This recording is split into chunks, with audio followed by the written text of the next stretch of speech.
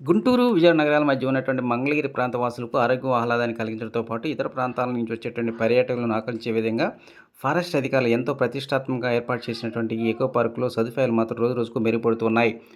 ఈ echo park అనేటువంటిది ఒక మంగళగిరి వాసులకి పరిమితం కాకుండా మరీ ముఖ్యంగా దీనికి సమీపంలో ఉన్నటువంటి గుంటూరు, విజయవాడ నగర వాసులకు వేసవి సెలవులతో సంబంధం లేకుండా శని, ఆదివారాలు వీకెండ్‌కి సంబంధించి బెస్ట్ స్పాట్‌గా ఈ ఎకో పార్క్ అనే పేరు సాధించింది. చిన్న, పెద్ద తేడా లేదు. అన్ని వర్గాల ప్రజానీకం మాత్రం సెలవు దినాలొస్తే ఇక్కడ గడపడానికి ఎక్కువ మంది ఆసక్తి చూపిస్తూ ఉన్నారు. అయితే దీనితో పాటు ఉదయం, సాయంత్రం ఈ ఎకో పార్క్‌లో వందలాది మంది వాకింగ్ చేస్తూ ఉంటారు. ఓపెన్ జిమ్‌తో పాటు ఎంతో ఆహ్లాదకరమైనటువంటి వాతావరణంలో ఇక్కడ గడపడానికి ఆసక్తి చూపిస్తుంటారు. ఇప్పటి వరకు వాకింగ్ ట్రాకు కొంత దెబ్బతిన్న నేపథ్యంలోనే ఇటీవలనే 1.5 కిలోమీటర్ల మేర వాకింగ్ ట్రాక్‌ను విస్తరించారు. అదేవిధంగా ఎంతో కాలంగా పెండింగ్‌లో ఉన్నటువంటి ఓపెన్ జిమ్ము, అదేవిధంగా చిల్డ్రన్ టాయ్స్‌కి సంబంధించినటువంటి మరమ్మత్తు నోచుకునేటువంటి కారణంగా దాదాపు రూ. 10,00,000 వ్యయంతో ఈ చిల్డ్రన్ పార్కు, అదేవిధంగా ఓపెన్ జిమ్ మరమ్మతులు చేయడానికి ఫారెస్ట్ అధికారులు నిర్ణయించారు. చిల్డ్రన్ పార్కులో ఇరిగిపోయినటువంటి ఇన్స్ట్రుమెంట్‌లు తొలగించి కొత్తవి బిగిస్తూ ఉన్నారు.